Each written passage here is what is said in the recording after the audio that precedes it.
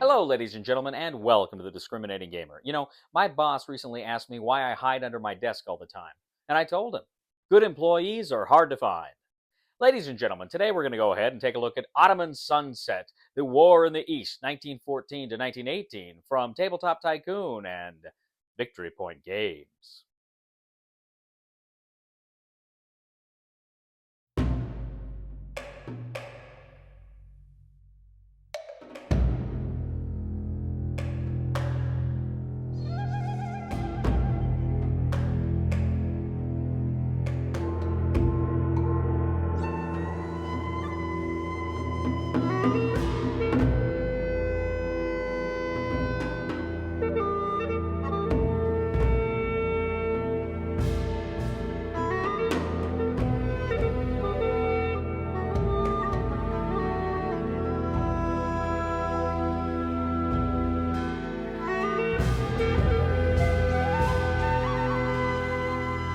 We'll get back to the review in just a moment. I want to take a minute to ask you to check out my other channel, that is Cody Carlson, PhD, where we talk about history, books on history, military history. I even post some of my lectures for my classes on there. Please check that out. Please subscribe to that channel. And now, back to the review.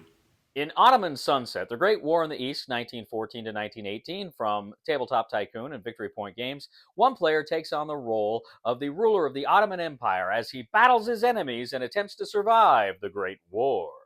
Now, Ottoman Sunset is a states of siege game. Essentially, you have a central location, in this case, Constantinople. You have various tracks leading to it, and you want to keep the armies as far away from Constantinople as you can. Meanwhile, you got those kooky British attempting to force the Narrows, and you've got a lot of other surprises.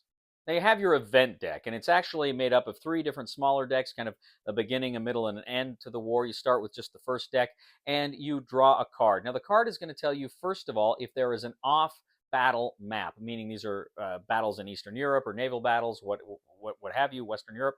And you go ahead and you roll a die to determine what the outcome of that battle is. Now, depending on whether or not you win that battle or lose that battle, or it's a stalemate, you're going to place it in the appropriate holding box on the board. You want to win these battles, that's important. Next, on a card, you will see national flags representing the different tracks. You're going to move any of those tracks forward if they're represented on the board. These are the armies advancing toward Constantinople. Next, we have the action phase. Now, essentially during the action phase, you can spend your action points in order to do different things. For instance, you can spend 1 point to attempt to launch an offensive against one of those tracks. You roll the die. If you can exceed the number that is printed on that track, you can actually force them back 1 space. If you are equal to or less than that number, nothing happens. Now you can allocate resources. For 2 action points, you can place an allocate resource token in any one of those fronts for the off-battle maps. So you go ahead and you place it in the appropriate space, and then for the rest of the game, as long as that is there, you will have a +2 die modifier to any off-map battles in that front. Now you can also deploy and move your kind of intelligence. You can move your intelligence to a specific place on the board. You can deploy it in Turkey, and then you can move it to places like Afghanistan, India. And what's going to happen is at different times in the game, there's potential to launch coups in those states to detach them from the British Empire. And if you have your intelligence there, you get a positive die roll modifier. Now you have kind of a mini-map of the Narrows, and there are several spots along the Narrows for you to place mines and other defenses. And what you can do is for 1 action point, you can place a defensive token there. Now that's going to be important because if the British ever attempt to land in the Narrows, you can then have defenses, make it harder for them to get to Constantinople. Now at some point in the game, you're going to trigger the Kaiserschlacht, the Kaiser battle, the German Emperor's battles in Western Europe. And when you trigger those, these are battles that you're just going to keep fighting through. And this will usually take place after you've resolved the other off-map battles, and you'll just kind of keep going through them until the end of the game. So ideally, you want to keep winning these things, but they can spell doom for you if they go badly. Finally, you have the national will phase. Now, essentially, you're looking at all those off-map battles that are positives. You're subtracting the negatives. You're also subtracting any fronts that are on kind of Ottoman territory, that are like sensitive key strategic territories. If those fronts have advanced past that, you add that to the negative score, and then you look to see where your national will is going to be on the national will track. Now, as I say, at one point, the British will attempt to force the Narrows. You'll draw that card. You'll place the kind of the Royal Navy and track there, and kind of the British movement toward Constantinople. Essentially, they're going to have to keep fighting immediately through all these defenses. If they manage to get all the way through, you will immediately lose the game. So it's best to have a lot of defenses there to stop them and keep them there, and hopefully another card sooner rather than later will relieve them and pull them back toward Britain. Along with that, you'll also have the other map of the Gallipoli front, which is associated with that. If you draw that, then you actually open up the Gallipoli front, as you will open up other fronts as the game progresses. So you're going through this again and again. You're drawing the cards, you're activating the off-map battles, you're activating the fronts that will advance toward you. You are taking your individual actions. You are fighting through the Kaiserschlacht battle. You are checking your national will. You're doing all of these things, and hopefully you are keeping your enemies at bay. Now, you will instantly lose the game if one of three things happens. If the British are successful in forcing the Narrows, then you lose immediately. If any of the fronts, any of the enemy armies along the fronts actually make it to Constantinople, they enter Constantinople, you lose immediately. And if ever the Turkish national will is at -3, you lose instantly. But if you succeed in getting through all of the card decks, all three eras of the card decks, then you win. Ottoman Sunset, the War in the East, 1914 to 1918. So again, there's more going on here. There's various tokens that pop up that you can add to the board that you can use. They're based on the event cards. There's a lot more stuff that's going on here, but those are the basics of how you play this game.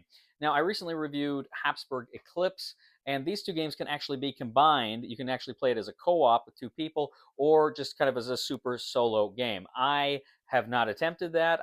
Maybe I will at some point. It really appeals to me as kind of a two-player co-op game. I really like that idea, but I haven't done that yet. So we'll see what happens.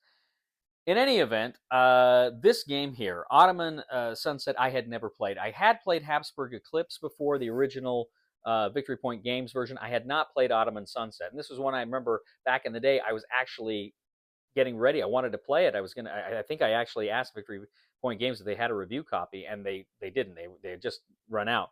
So I never got a chance to play that game, and I was very sad because I really liked Habsburg Eclipse, and I was fairly certain I would like this one as well. So the good people here at Tabletop Tycoon, they went ahead, they sent me both copies of the game. And Darren, the designer, I've talked with him, on Facebook and stuff a lot, and he's really excited about this coming out. And so I played Habsburg Eclipse a couple times one night, and then I played Ottoman Sunset the next night a couple times. And first of all, the games feel very similar in how they play. It's again, you played one, you can jump right into the other one. They're very similar. And yet there is thematically, obviously, there's a big difference, and the way the events play out is quite different. And the way you have the Dardanelles and the Gallipoli front, I mean, that is fairly different.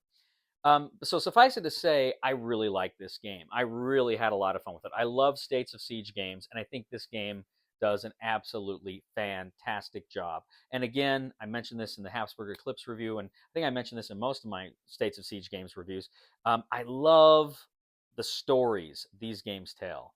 I love, those off-map battles in other parts of the world that affect what's going on in the game. I think that is so much fun, even though it's really just comes down to a die roll, but it's still very thematic that it sucks you in. And then each of those events, when they come out, you're just praying, oh, I hope it's not that track. I hope it's not that track. Oh, good, it's not that track. Or it was that tracker. I mean, there's some really good stuff here, and there's points in this game where you got armies, like literally, if they activate again, you lose, and you've only got so many actions to spend to force them back, and it's fun and it's tense. And what I love about these games is once you know how to play them, man, it's just card, bop, bop, bop, bop, bop, go, card, bop, bop, bop, bop, bop, go, and you get it, and it's just moves and it moves and it moves, and they're fairly quick games, play under an hour, and I really get a kick out of them. And Ottoman Sunset has its own charm, has a lot of fun, like I say, with Gallipoli and the Dardanelles and whatnot. I really like it, which brings up the question, do you need both of them? And my answer to that is, if you want to do the combination, if you want to bring them together, obviously you need both of them. And I think that'll be really fun. I haven't done that. like I say, maybe it's sometime down the road. But I gotta be honest, I don't know if you need both of them if you're just gonna play it solo without combining them. I don't know that you need both of them. They're both fun. I'm glad I got them both. I'm gonna keep them both, but I don't know that you need both of them under those circumstances.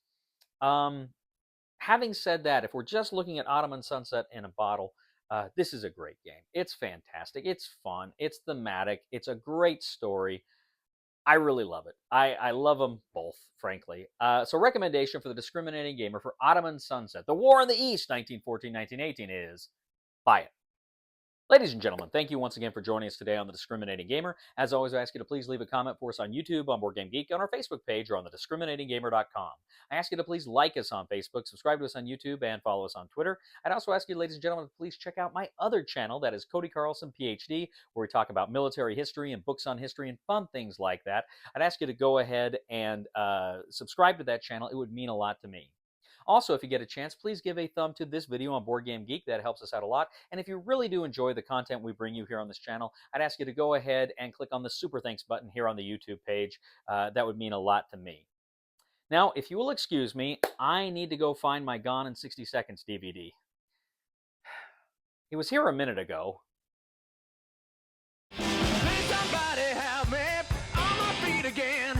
And I don't know where I'm going, and I don't know where I've been. Please somebody help me on the solid ground. It's a long time, and I'll be dying. Once a year I wind up in the band. God knows that I love the And what's the state doing? I'll vote for it. Yeah, this is awesome. Screw capitalists. Red. Finally, oppressed workers, they got voted down though. Oh, yeah. Here's a tie. What's it gonna be? What's it gonna be? What's it gonna be?